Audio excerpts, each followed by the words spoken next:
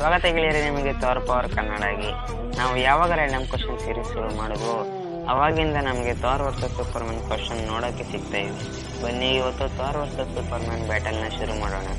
ಈಗ Superman DC ಯೂನಿವರ್ಸ್ನ ತುಂಬ powerful super hero ಇದ್ದಾನೆ. ಸೂಪರ್ಮ್ಯಾನ್ ಕ್ರಿಪ್ಟನ್ ಪ್ಲಾನೆಟ್ ಅವನು.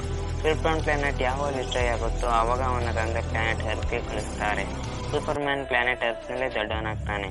ಸೂಪರ್ಮ್ಯಾನ್ನ basic power super human strength, super human durability, super speed, heat vision ಮತ್ತು flight ಮಾಡುವುದು. Superman ತುಂಬ ಸ್ಟ್ರಾಂಗ್ ಇದ್ದಾನೆ. ಅವನು ಇನ್ಫಿನೈಟ್ ವೆಯ್ಟ್ನ ಲಿಫ್ಟ್ ಮಾಡಬಹುದು. ಸೂಪರ್ಮ್ಯಾನ್ನ ಪವರ್ ಅವನ ಏಜ್ನ ಜೊತೆ ಬೆಳೆಯುತ್ತೆ.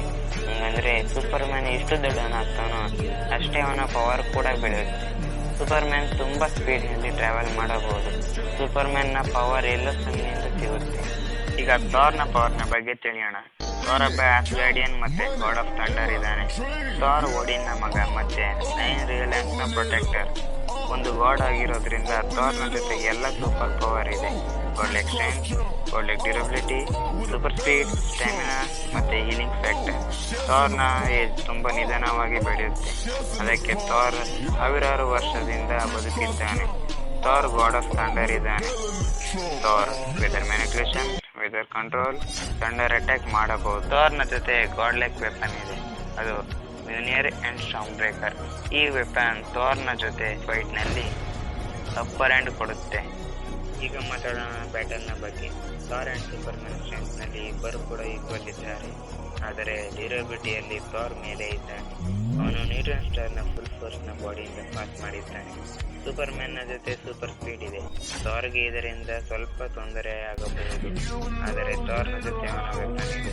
ಥಾರ್ ಒಬ್ಬ ಗಾಡ್ ಆಗಿರೋದ್ರಿಂದ ಅವನಲ್ಲಿ ಯಾವುದೇ ವೀಕ್ನೆಸ್ ನೋಡಲು ಸಿಕ್ಕಲಿಲ್ಲ. ಸೂಪರ್ಮ್ಯಾನ್ನ ಜೊತೆ 2 ಮೇಜರ್ ವೀಕ್ನೆಸ್ ಇದೆ, ಅದು ಕ್ರಿಪ್ಟೋನೈಟ್ ಮತ್ತೆ ಸನ್ಲೈಟ್ ಸಿಗದೇ ಇರುವುದು. ಈಗ ಕ್ರಿಪ್ಟೋನೈಟ್ನ ದೂರದ ಮಾತು. ಆದರೆ ಸನ್ಲೈಟ್ನ ಬಗ್ಗೆ ಮಾತಾಡಿದರೆ ಡಾರ್ಕ್ ವರ್ಲ್ಡ್ನಲ್ಲಿ ಥಾರ್ ಎಲ್ಲೆಲ್ಲ ಹೋಗುತ್ತಾನೋ ಅಲ್ಲೆಲ್ಲ ಮೋಡಗಳು ಮುಚ್ಚಿರುತ್ತವೆ.